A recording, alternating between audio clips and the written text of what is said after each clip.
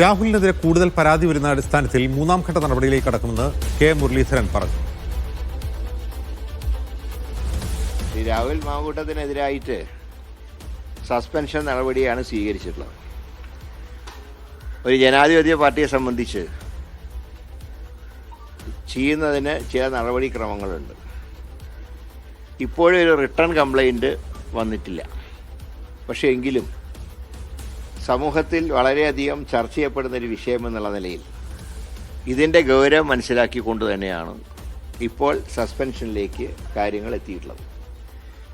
ഇത് അവസാനമായിട്ട് കണക്കാക്കണ്ട. ഇനി കൂടുതൽ പ്രതികരണങ്ങളും പരാതികളും വരുന്നതനുസരിച്ച് മൂന്നാം ഘട്ട നടപടിയും സ്വാഭാവികമായിട്ടും പാർട്ടിയിൽ നിന്നുണ്ടാവും. ഇതിപ്പോൾ ഒന്നാം ഘട്ടം യൂത്ത് കോൺഗ്രസ് പ്രസിഡന്റ് സ്ഥാനം രാജിവെപ്പിച്ചു. രണ്ടാം ഘട്ടം എന്നുള്ള നിലയിലാണ് സസ്പെൻഷൻ.